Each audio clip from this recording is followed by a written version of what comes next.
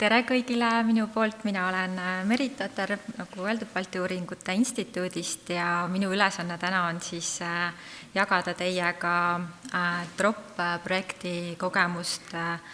Elvas ja mul tegelikult on väga hea meel, ma väga huviga kuulasin ka eelmisi ettekandjaid, sest et teema on ju väga sarnane, üldse tegelikult tänase teemaga, mis on naabruskonnapõhine renoveerimine, sellega tugevalt seotud. Ja kuna meie Balti Uuringute Instituudist ise oleme ka juba 10 aastat sellistes innovatiivsetes renoveerimisprojektides, peamiselt just kaasamisprotsesside ja planeerimisprotsessidega tegelenud, et siis ka Soft Academy kogemuses on tohutult palju äratundmist, et me kõike seda näeme ka Lõuna-Eestis ja Tartus siis peamiselt tegutsedes. Jaanika Saar, kes on Elva valla arhitekt ja planeeringute osakonna juhataja, ei saa täna küll siin füüsiliselt kohal olla, kuid koos siis arendusnõuniku Sirli Pipperiga on nad mulle kaasa andnud paar lühikest videolõiku, mida ma siis ka oma ettekande jooksul teile ette mängin, et te saaksite siis vahetuma nii-öelda sellise kogemuse ja aru saama siis sellest, et millega Elvas viimased 2 ja natuke peale aastat tegeletud on. Ja ma ütlen kohe ka ära, et mina ise Elvaga otseselt seotud ei ole, seal ei tööta, kuid DROP-projektiga olen olnud algusest peale seotud ja Elva valda siis kogu selle teekonna vältel nõu ja jõuga toetanud. Ja veel võib-olla oluline asi ära mainida on see, et DROP-projekt ei tegele konkreetse sekkumisega, selliste füüsiliste lahendustega, ega renoveerimisega, vaid kogu fookus siin, võib-olla mis on nagu luksus, et kui me eelmisest ettekandest kuulsime, et kõigega on tohutult kiire ja tõepoolest see ei ole müüt, et inimeste kaasamine ja kõikide vajalike osapoolte kokkutoomine tõesti, see on aeganõudev protsess, see on tihtipeale inimestele väga uus protsess ikkagi, ja see on keeruline, see nõuab ettevalmistust, see nõuab aega, see nõuab sellist järk-järgulist suhte ja usalduse loomist. Ja see ongi tegelikult olnud fookuseks Elvas ja seepärast ka selline pealkiri, et kuidas siis korteriühistust ja sellest minu ruum, minu korter, mis algab siit minu uksest, et kuidas siis jõuda väljapoole, kuidas siis tekitada see kogukond, kes tahab naabruskonnapõhises uuenduses ja renoveerimises midagi koos ühiselt tõesti ära teha. Õnneks see töö on ka minu eest siin täna juba ära tehtud, et ma ei pea tegelikult rääkima, mis on naabruskonnapõhine renoveerimine ja mida see tähendab, et tõepoolest see on see põhimõte, DROP-projektis on ta inglise keeles neighborhood regeneration ehk siis selline uuendamine rohkem, kuna renoveerimisega otseselt ei tegeletud siin, aga fookuses on tõesti terviklik piirkonna arendamine, kus siis ei tegeleta vaid hoonete renoveerimisega, vaid luuakse sellist terviklikku visiooni, ruumi, kus on mõnus elada, kus on turvalised ligipääsuühendused, kus on kõikidele sotsiaalsetele gruppidele siis ka seal väliruumis mingid kohad ja võimalused koos tegutseda. Ja sellise ruumi tekitamine tõepoolest ei saab, aga võib-olla õigem oleks ikkagi arvestada sellega, et see võtab aega, et sellise ühtse visiooni, omanikutunde nägemuse tekitamine nende paljude elanike seas, see võtab aega ja sellega on vaja tegeleda. Ja naabruskondade kaasajastamine ka siin DROP-projekti puhul, see tähendab sellist hästi integreeritud lähenemist, et ma ei hakka uuesti minema suurte toetavate suunisteni Euroopa Liidu tasandil nagu roheleppe ja Euroopa uus Bauhaus, aga need põhimõtted jah, et naabruskondade terviklik uuendamine, see on võimalus siduda ruum, kogukond ja kliimaeesmärgid, et see siis ongi moto olnud ka Elva nooruse piirkonna uuendamisel, kus siis kogukondadel on kõigest sellest kogukonna tekkel, siis on selles protsessis võtmeroll. Ja nooruse piirkond on siis üks Elva valla 5 kortermajade piirkonnast, kus on 6 kortermaja ja 181 korterit ja tegelikult nüüd ma annangi võimaluse Jaanika Saarele, Elva vallaarhitektile teile siis näidata otse koha pealt, mis piirkonnas me tegutsesime.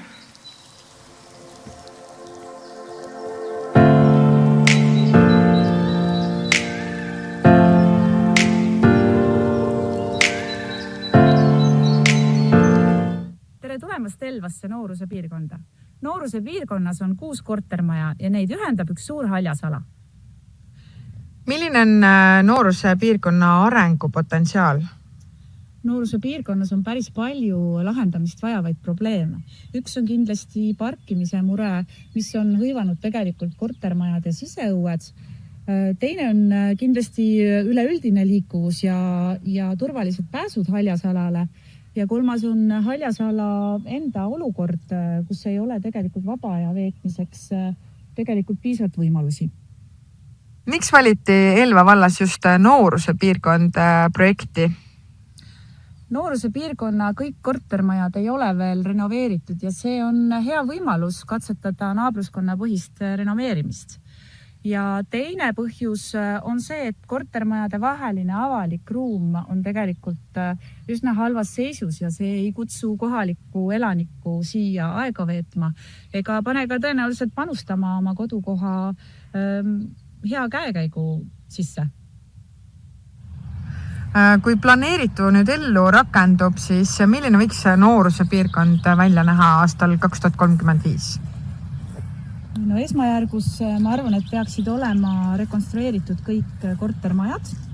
ja lahendatud nende ligipääsetavuse probleemid ja samamoodi ka piirkonna parkimisprobleemid.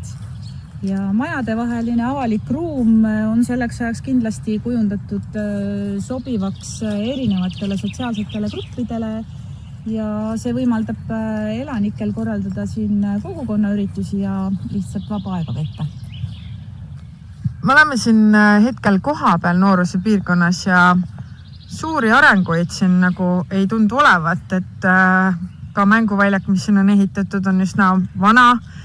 Et mida siis praegu üldse selle projektiga on tehtud, kui silmale nähtavat midagi ei olegi? No projekt keskendubki esialgu piirkonna inimeste tutvumisele ja ühise keele leidmisele, samamoodi ka piirkonna inimeste ühise nägemuse ja visiooni väljatöötamisele. Ja kui need tegevused on tehtud, siis tegelikult on täiesti õige aeg alustada siis paberil planeeritud ellu viima. Ehk siis nagu näha oli, Nooruse piirkond on tegelikult hästi suure potentsiaaliga piirkond selleks, et naabruskonna põhist uuenduskuuri ellu viia ja tõesti see mõnevõrra võib-olla luksus tänu sellele projektile on olnud, et tegeleda nii-öelda inimeste kokkutoomisega süstemaatiliselt päris pika aja jooksul, et tänaseks siis juba 2 aastat ja tegelikult võib öelda, et me oleme ju sisuliselt siiski alguses alles, et nüüd tuleb alles hakata tegema neid tegevusi, mida näiteks Soft Academy on juba teeb, ehk päris ruumiprogramme ja sekkumisi siis nende suunas liikuma. Aga kuidas siis luua see tugev partnerlus omavalitsuse ja tekkiva kogukonna vahel Elvas, et selle küsimuse ees Elva oli mõned aastad tagasi ning seetõttu projektis nähtigi sellist võimalust, kuna see projekt pakub sellist süstemaatilist samm-sammulist lähenemist, kuidas vananevad hoonestusega ja mittesidusa kogukonnaga piirkondades nii-öelda neid esimesi samme teha, kuidas inimesi kokku tuua, kuidas jõuda ühtse visiooni ja tegevuskavani siis selle piirkonna uuendusprotsessis. Projekt seab oma motoks, et elanikud sotsiaalsete elamupiirkondade uuendamise keskmes ja see on koostöö 3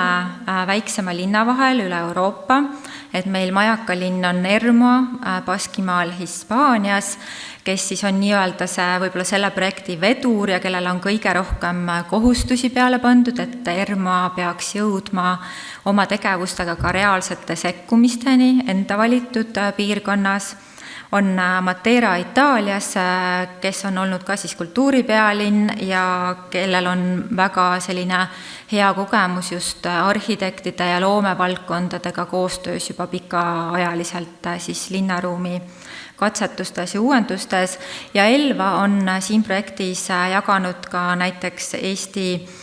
digiekspertiisi, erinevaid platvorme, mida näiteks ERMA juba on üle võtnud, teatud lahendusi, kuidas siis erinevate digiplatvormidega kodanikele teenuseid luua ja järgib siis samamoodi seda lähenemist, mida TROP projekt pakub. Ja väga lühidalt, et TROP projekt võtab siis keskmesse nii-öelda korterelamute piirkonnad, kus hetkel midagi väga ei toimu, ka tõenäoliselt probleemid eksisteerivad ja tahab nad aidata muuta siis nutikateks ja kaasavateks, väga hea elukeskkonda pakkuvateks naabruskondadeks ning seda läbi siis integreeritud ja süsteemse lähenemise. Ehk eelkõige ta pakub sellist tuge ja samm-sammulist juhendmaterjali just omavalitsustele, sest nagu me täna ka kuulsime, alati peab sellistes protsessides olema üks tugev selline vedur ja kogukonna kokkutoojad väga harva, vähemalt ka Eestis ja tegelikult ka üle Euroopa teistes linnades me teame, juhtuvad need asjad ikkagi edukalt nii-öelda alt üles, et on kindlasti edukaid näiteid, kuid see on pigem harv. Ja kui nüüd TROP projektis see protsess õnnestub, siis see korratavuse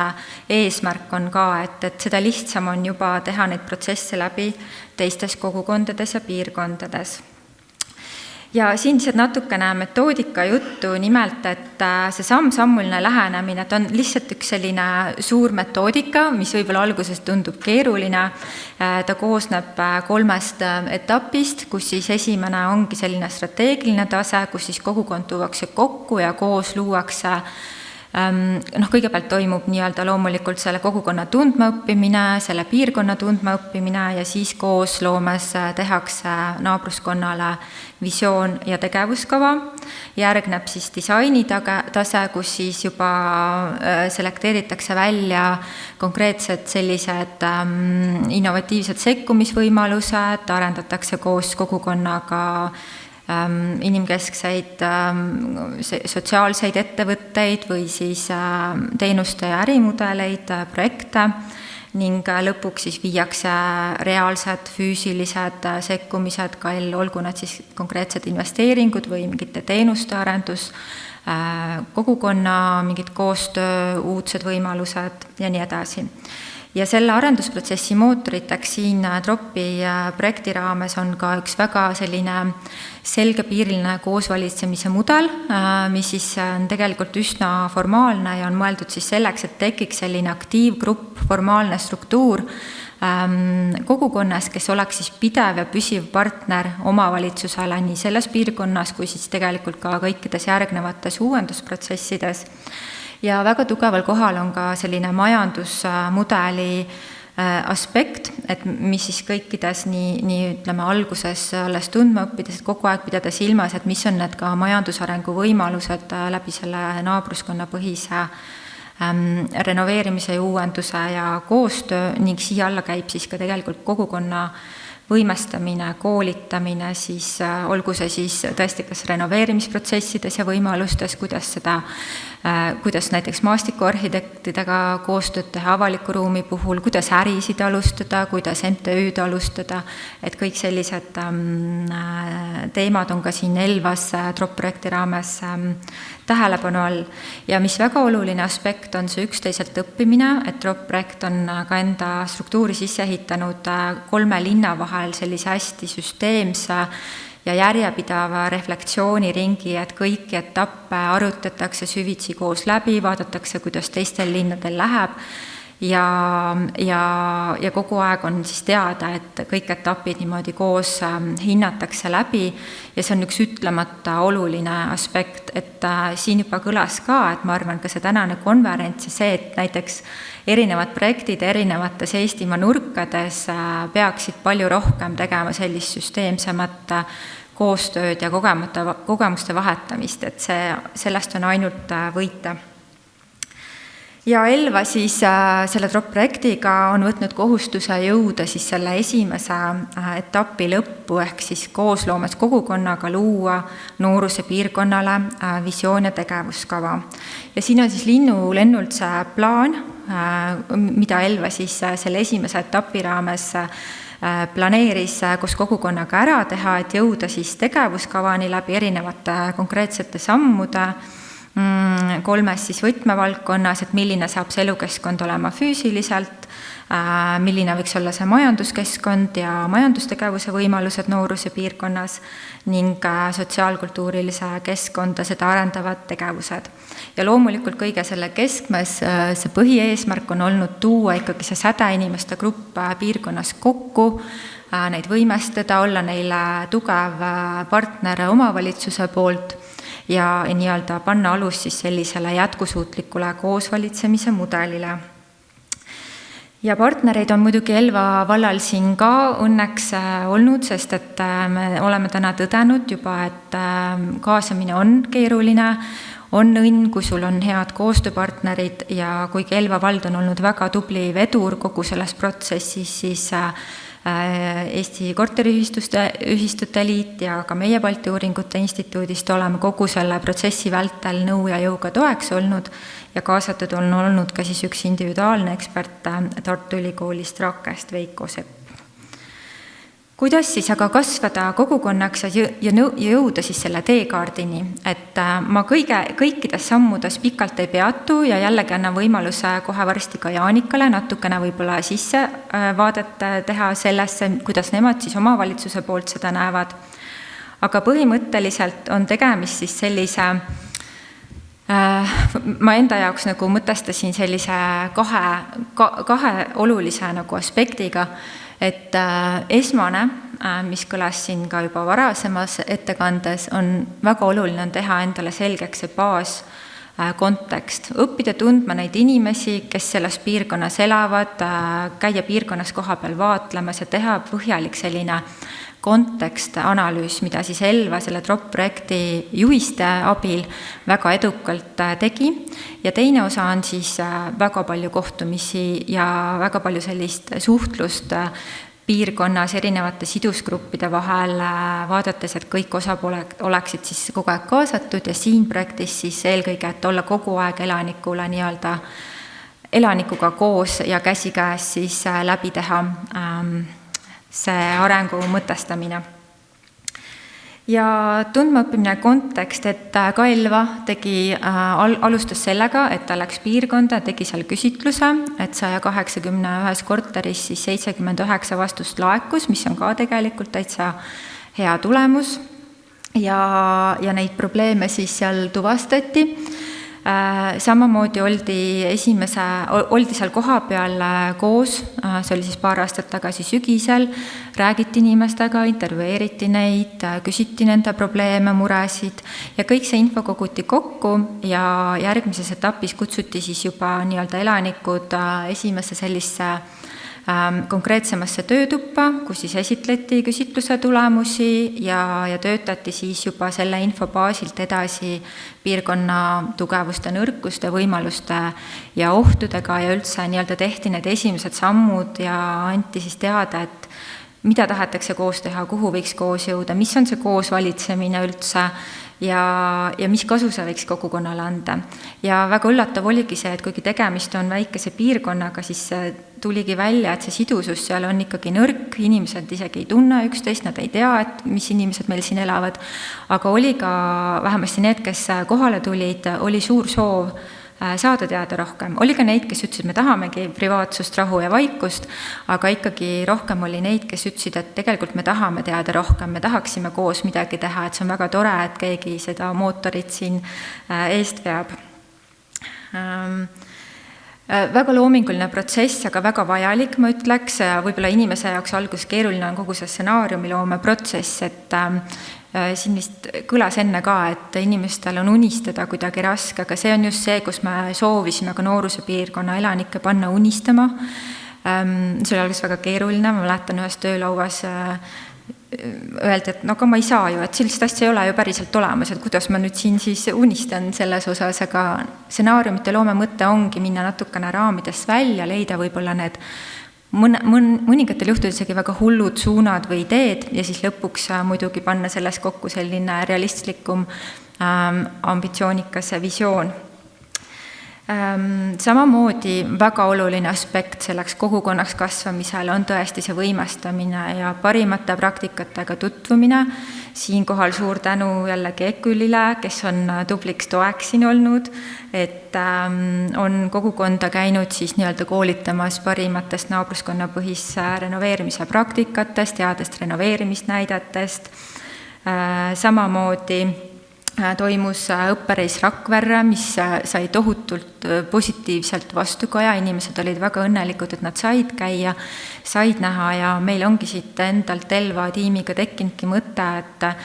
tegelikult peaks olema selliseid võimalusi ühistutele, kogukondadele veel rohkem, sest kui sa näed midagi reaalselt oma silmaga, sul tekivad ideed, sul tekib inspiratsioon ja see aitab väga palju nii-öelda sellele protsessile kaasa, et midagi on ikkagi reaalselt võimalik ära teha.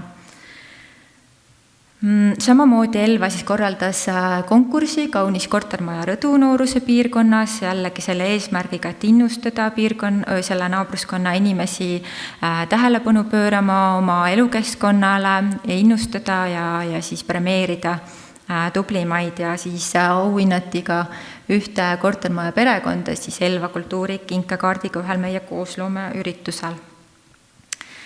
Ning kogu aeg nende sammude vahel muidugi toimus Elva ja meie ja partnerite töögrupi vahel kogu selle sisendi läbi töötamine, järgmiste sammude ettevalmistamine ja eelmise aasta sügisel oligi siis selline ka järjekordne väga oluline kohtumine visiooniloome, kus siis koos kogukonnaga pandi paika siis nende enda piirkonna siis sellised tegevussuunad, kuhu 10 aasta pärast võiks jõuda. Ning selle aasta alguses siis kogu nooruse piirkonna toimus siis teekaardi valideerimine, jällegi loomulikult koosloomes kogukonnaga ja tegevuste prioriseerimine, et ehk siis mis tegevustega kohe edasi nii-öelda rutata. Ja siin on siis mõned visuaalid, siin on näha, kuhu nooruse piirkond tahab 10 aasta pärast jõuda ning ja kus me siis täna oleme, et üle ootuste on ikkagi tekkinud selline aktiivgrupp, valmis tegevuskava on elanikega valideeritud ja esimesed sammud on ka planeerimisel, et juba suvi-sügis me tahaksime ka jõuda Elvas sellise ruumiplaneeringu või ruumikorralduskava loomiseni koos disaini raames. Ja hea meil on tõdeda, et tegelikult selline aktiivgrupp on selles piirkonnas tänu sellele protsessile tekkinud. Aga ma tahaksin näidata, ma ei tea, kas ma jõuan Jaanika videot näidata. 4 minutit. Jõuab. Teeme ära, et siis Jaanika räägib ise. Horizon Trupp projekti raames on Elva vallas siis valitud välja nooruse piirkond, mida siis hakatakse arendama, aga milliseid kaasamistegevusi on siis siiamaani kohalike inimestega tehtud? No esimene kohtumine toimus meil tegelikult elanike jaoks hästi turvalises keskkonnas ehk siis nende endi hoovialal ja ülejäänud kohtumised oleme korraldanud töötubade raames siis Elva kultuurikeskuses, kuhu lisaks elanikele kutsusime ka erinevad huvigrupid ja vallavalitsuse esindajad. Mida nendes töötubades on tehtud? Ma saan aru, et see on nagu mõttetasandil mõtteharjutused olnud, et mis on siis selle asja eesmärk olnud? No esialgu me tegelikult kaardistasime piirkonna ohtusid ja võimalusi, samamoodi tugevusi ja nõrkusi ja ühe töötoa raames me tegimegi siis SWOT-analüüsi. SWOT-analüüsile järgnes arengusuundade selline mänglev harjutus, kus läbi mängiti siis 4 erinevat võimalikku arengustsenaariumit, mis oma olemuselt olid päris ekstreemsed ja edasise visiooni leidmisel siis tegelikult toimus 2 sellise stsenaariumi kokkumängus siis selline üks realistlik viis, kuidas nooruse piirkond edasi võiks areneda. Peale visiooni sõnastamist jõudsime ühe töötoa raames tegevuskavani, mille siis kohalikud elanikud ka hiljem valideerisid ja panid tegevused tähtsuse järjekorda. Kuidas kohalik omavalitsus kogu selles protsessis nüüd rolli mängib, et kuidas kohalik omavalitsus saab sellesse naabruskonna arengusse üldse panustada? No, kohaliku omavalitsuse initsiatiiv on tegelikult väga vajalik, et just algusprotsessis leida üles need kohalikud aktiivsed elanikud, kes tahaksid oma naabruskonna eest hea seista. Ja et neid inimesi motiveerida ja protsessis hoida, see on kohalikul omavalitsusele päris raske ülesanne. Et seda enam, et tõepoolest need tegevused, mida me ju oleme siiamaani teinud, on kõik paberil toimunud ja inimeste ootused, et päriselt midagi nende linnaruumis muutuma hakkaks, on ju olnud väga mitmeid aastaid. Mis on nüüd esimesed tegevused, millega peaks kohalik kogukond edasi minema koostöös siis kohaliku omavalitsusega? Meil on tegelikult väga hea meel, et kohalikud elanikud leidsid, et on tegevusi, mida nad saavad ise üsna peagi ära teha. Näiteks ühise suhtlusplatvormi loomine. Et see ei ole mitte neil ainult omavahel suhtlemiseks, vaid sinna saab kaasata ka juba omavalitsuse, mis tähendab, et info liikumine on kiire ja see jõuab kõikideni. Teine tegevus, mille me elanikega kokku leppisime, oli piirkonna ruumiplaani koostamine. Ruumiplaan annab ülevaate, milline saab olema avaliku ruumi kasutus nii autodele, inimestele, vaba aja veetmiseks kui rajatiste paiknemiseks. Ja kolmandaks tegevuseks me leidsime, et väga oluline on, et kohalikud aktiivsed inimesed moodustaksid kogukonda esindava MTÜ, mis on vallavalitsusele heaks partneriks ja MTÜ abil on võimalus juba taotleda ka erinevaid toetusi oma väiksemate tegevuste elluviimiseks. Mis kasu kogu sellest protsessist Elva vald saab? Ma arvan, et Elva vald saab sellest projektist ühe tugeva kogukonna tundega kortermajade piirkonna. Sellise piirkonna, mille elanikud tahavad oma elukeskkonna parandamisse panustada ja mis oleks eeskujuks teistele kortermajade piirkondadele nii Elvas kui ülejäänud Eestis. Ja mul on täiesti viimane slaid, et vabandust, et on väga tihe, aga õppetunde sellest protsessist on palju ja etteruttavalt ütlen, et me võtamegi just kogu projekti tasandil neid kokku ja kindlasti ka eestikeelsed materjalid selle kohta tulevad, et kes tahab rohkem siis sellest lähenemisprotsessist ja metoodikast lugeda. Aga võib-olla mainiks ära selle, et tõesti see TROP-projekti see juhend, selline samm-sammuline tugi on olnud väga oluline ja sama oluline on olnud ka selle metoodika kohandamine vastavalt siis sellele kontekstile, mis Elvas oli, ehk siis näiteks me väga ambitsioonikaid koosvalitsemise mudeli elemente ei rakendanud, kes me nägime, et tegelikult see oli nagu liiga vara veel, et me alles jõuame sinna, kus siis võib-olla minna veel selles koostöös veel rohkem süvitsi just nende mudelite ja metoodikate järgi, mida meile siit projektist pakuti. Ja väga oluline, nagu ma mainisin, on nii-öelda selle konteksti tundmine eelnevalt, juba vaikselt nende inimeste harjumuste, murede tundma õppimine ja väga oluline on see, et Elva tegi kõike seda ise, kõiki neid registreid, andmeid kogus ise ja see aitas neil ka luua selliseid paremaid suhteid erinevate osakondade vahel omavalitsuses ja tõesti tõdeda, kust midagi on võimalik kätte saada ja paremini siis tõesti tunnetada kogu seda olukorda. Ja loomulikult on vaja planeerida aega, meeskonda, kaasamine on keeruline ja väga oluline on ikkagi see isiklik kohalolek, see on olulisem kui võib-olla see digitaalne suhtlus, et on vaja olla kohal, olla seal samas piirkonnas, pidevalt inimeste jaoks olemas, oma protsessist anda läbipaistvaid ülevaateid. Ning ja on väga suur lootus, et nooruse piirkonna teekond jätkub, et reaalsed tegevused ja ruumi uuendus toimub ja et selles piirkonnas saab ka teistele Eesti ja miks ka mitte Euroopas siis selline hea näidis piirkond, millest ja mille protsessist õppida. aitäh! Suur tänu Merikile!